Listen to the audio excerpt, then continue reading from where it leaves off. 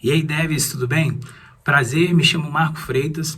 Hoje aqui para o canal vou trazer um vídeo de um tema que por muitas vezes ele é um pouco polêmico, muito se diz quando usar, como usar, e o tema é Command Query Responsibility Segregation, ou para os mais íntimos CQRS. Vamos agora para o vídeo, entender de onde essa ideia surgiu, quando e como aplicar. Vem comigo que eu te explico um pouco mais. Receba a inteligência.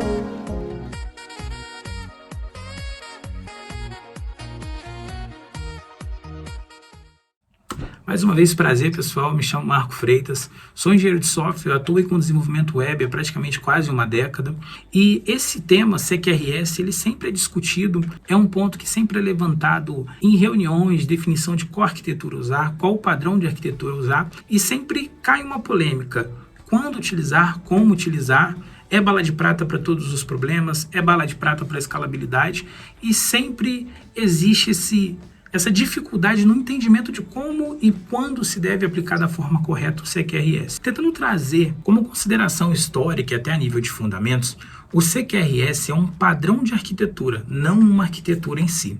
E a gente deve ter muito cuidado em apresentá-lo dessa forma. Esse conceito foi citado inicialmente lá na década de 80 por Bertrand Meyer, onde ele definiu como CQS, que ainda era o Command Query Separation, onde basicamente era divididos os conceitos de Command Query, essa separação tendo a sua base para o desenvolvimento de um software com qualidade naquele momento, e posteriormente com Greg Young, de fato, difundindo a ideia do CQRS como a gente conhece hoje. Sendo assim, como a gente pode ver na imagem aqui do lado, o CQRS trata-se de um padrão de arquitetura que tem como principal objetivo dividir as responsabilidades entre Command e Query.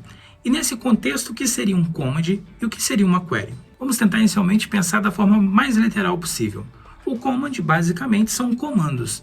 Então toda função que tem como principal objetivo a alteração de um estado de objeto, ele dá uma ordem, ele dá um comando, ele se autodenomina como um command. E assim, query seria basicamente consulta, quando a gente tem como único objetivo consultar algum objeto sem alterar o seu estado. Trazendo para uma exemplificação mais visual, tenta imaginar um e-commerce. Quando o usuário ele realiza um cadastro, quando esse usuário persiste um produto em um carrinho de compras, eu estou executando ações que alteram o estado de um objeto, alteram o estado de uma base de dados. Logo, essa ação é um command. Mas por outro lado, quando o usuário clica para poder listar um produto, uma lista completa de produtos, ou uma lista com algum tipo de filtro, isso é uma query. Então, por exemplo, imagine que você tem dois métodos, sendo o primeiro um get, onde basicamente eu faço uma consulta sem alterar nenhum estado, ela está seguindo puramente a estrutura do CQRS. Quando, por outro lado, eu tenho um outro método que vamos chamar aqui de um save change, por exemplo, onde de fato eu faço uma alteração de estado de um objeto, ele se autodenominaria command.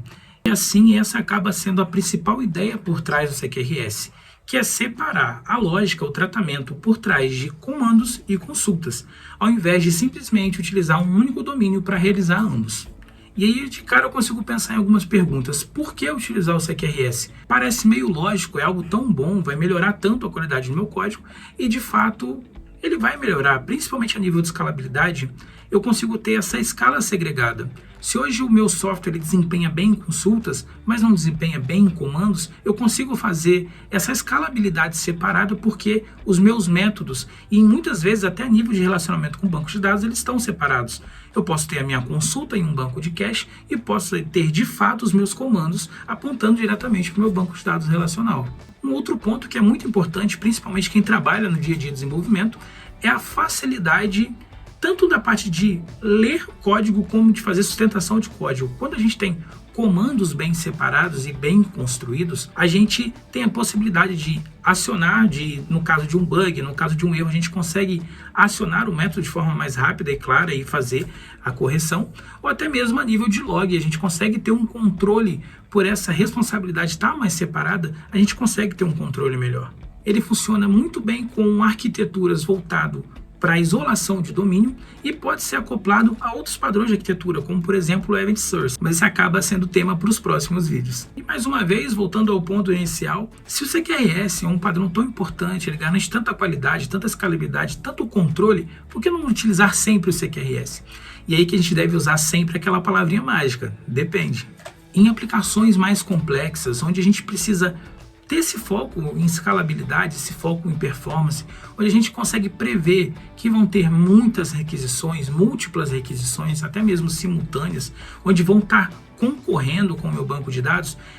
Já na concepção, no desenvolvimento de arquitetura, a gente considera o CQRS muito pela ideia de que se o software, se a aplicação como um todo, ela vai ter esse nível de requisição, eu consigo defender isso num comitê de arquitetura, porque querendo ou não, como eu vou ter que desacoplar todas as minhas estruturas a nível de responsabilidade de método, isso vai ser consideravelmente impactante no tempo de desenvolvimento desse software. Por outro lado, em aplicações menores, em CRUDs mais simples, você aplicar o CQRS, você vai estar de fato impactando no tempo de construção e dependendo do que você estiver prevendo como usuário, se é algo que vai ser utilizado só por você, por poucas pessoas, você vai estar englobando dentro da infraestrutura recursos que não vão ser necessários para a aplicação de uma camada de domínio tão robusta como o CQRS.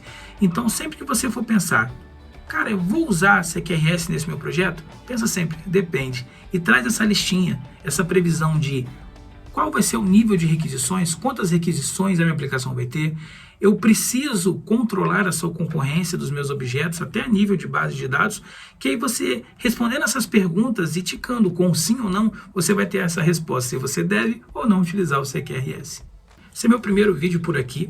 Na verdade, a ideia é cada vez trazer pontos, curiosidade, coisas que fazem parte do meu dia a dia, descobertas, trazer um pouco mais de código aqui para o canal também. Então, se você ficou aqui até agora, gostaria de te agradecer. Se possível, se inscrever, deixar seu like, comentar o que achou, críticas construtivas, ideias para vídeos novos. Então, vai ser um prazer.